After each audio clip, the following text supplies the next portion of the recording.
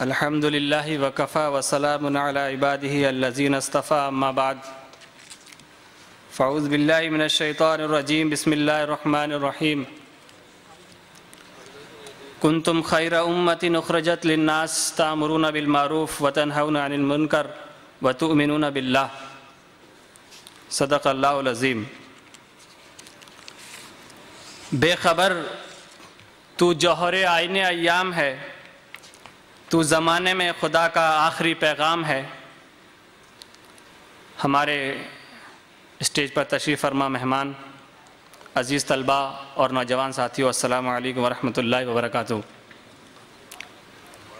اللہ تعالیٰ نے اتنی وسیع اور عریض کائنات کو پیدا کیا اور اس کے نظام کو چلانے کے لیے کچھ اپنی سنتیں رکھی۔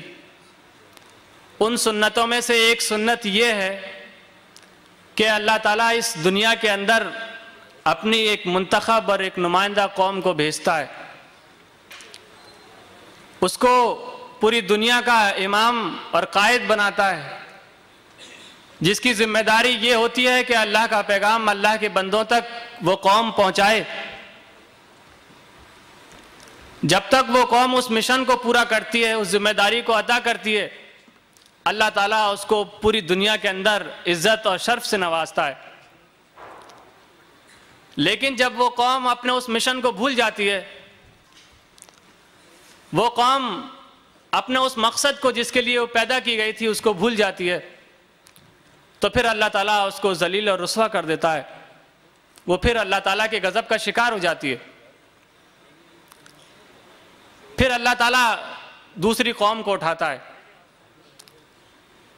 تخلیق، دنیا کی اس تخلیق کے بعد اللہ تعالیٰ کی یہ سنت مستقل کار فرمائے، اور جب کسی قوم سے اس منصب کو چھیننے کے بعد دوسری قوم کے سامنے یہ ذمہ داری رکھی جاتی ہے، ان کے سامنے یہ ذمہ داری سونپی جاتی ہے، تو اللہ تعالیٰ ان کو وارننگ دیتے ہوئے بات کہتا ہے وَإِن تَتَوَلَّوْا يَسْتَبْدِلْ قَوْمًا غَيْرَكُمْ ثُمَّ لَا يَكُونُوا أَمْثَالَكُمْ، کہ اگر تم نے اس ذمہ داری کو ادا نہیں کیا تو پھر ہم دوبارہ ایک دوسری قوم کو اٹھائیں گے، ثُمَّ لَا يَكُونُوا أَمْثَالَكُمْ، جو تم جیسی نہیں ہوگی۔ قرآن کریم میں بنی اسرائیل کو اسی تناظر میں ایک کیس اسٹڈی کے طور پر پیش کیا ہے۔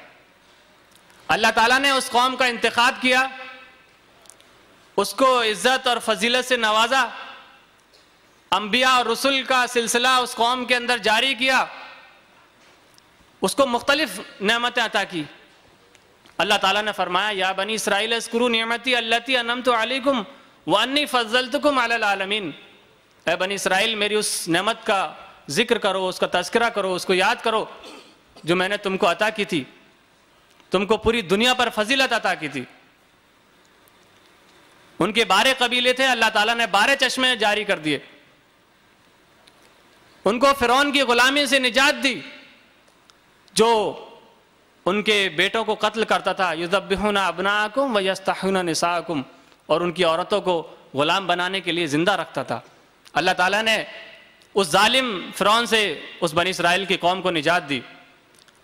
جب وہ صحراؤں کے اندر بھٹک رہے تھے، اللہ تعالیٰ نے ان کے اوپر بادلوں کے سائے کیے، وَظَلَّلْنَا عَلَيْكُمُ الْغَمَامَ وَأَنزَلْنَا عَلَيْكُمُ الْمَنَّ وَالسَّلْوَىٰ، ان کے اوپر بادلوں کے سائے کیے اور رزق کے طور پر ان کو من و سلوہ عطا کیا۔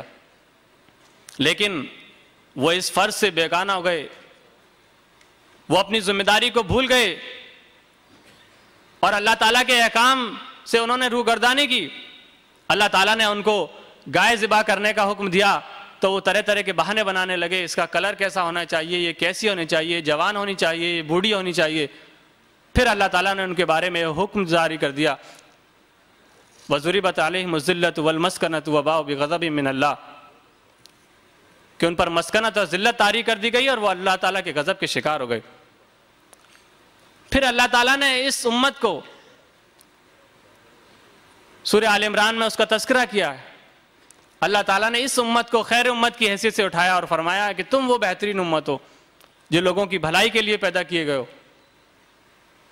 تمہارا کام معروف کا حکم دینا ہے اور منکرات سے لوگوں کو روکنا ہے، تم اللہ وحدہ لا شریک پر ایمان لاتے ہو۔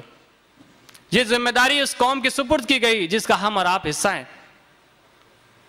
لیکن اگر ہم اور آپ اپنی اس حیثیت کا جائزہ لیں، اپنے اس مقام کا جائزہ لیں جس کے لیے ہم بھیجے گئے تھے، تو یہ بات ہمارے سامنے بالکل واضح ہو جاتی ہے کہ جس قوم کو دنیا کی امامت کے لیے بھیجا گیا تھا، آج وہ قوم دوسری قوموں کی مقتدی بنی ہوئی ہے. آج وہ قوم دوسری قوموں کی اقتدا کرتی ہے. جس کے پاس اللہ کے نبی صلی اللہ علیہ وسلم جیسا عظیم قائد، رہنما اور لیڈر موجود تھا، آج وہ چند سو کالڈ لیڈرز کے سامنے کھلونا بنی ہوئی ہے. جس کے پاس قرآن جیسا نور موجود تھا، آج وہ امت تاریکیوں کے اندر جو ہے ٹامک ٹوئیاں مار رہی ہیں. جس کے پاس تاریخ کا سب سے زیادہ علم تھا، جس نے قوموں کو ان کی تاریخ بتائی تھی، آج وہی قوم اپنی تاریخ سے ناشنا ہے. جس کے پاس مستقبل کا سب سے زیادہ علم تھا اور مستقبل کا سب سے زیادہ علم آج بھی ہے، آج وہی قوم اپنے مستقبل سے اتنی ہی نا امید ہے، اتنی ہی مایوس کن ہے. عزیز طلبہ اور نوجوان ساتھیوں، ضرورت اس بات کی ہے کہ اس قوم کو پھر اپنے وہ فرائض یاد دلائے جائیں. اس قوم کو اس کی اصل امامت اور قائدانہ صلاحیتیں اس کی جو ہے پروان چڑھائی جائیں. آج کا یہ کنونشن اسی مقصد کے لیے رکھا گیا ہے. بے خبر تو جوہر آئین ایام ہے، تو زمانے میں خدا کا آخری پیغام ہے. انشاءاللہ اس موضوع کے تحت ہمارے فاضل مقررین اس موضوع پر گفتگو کریں گے.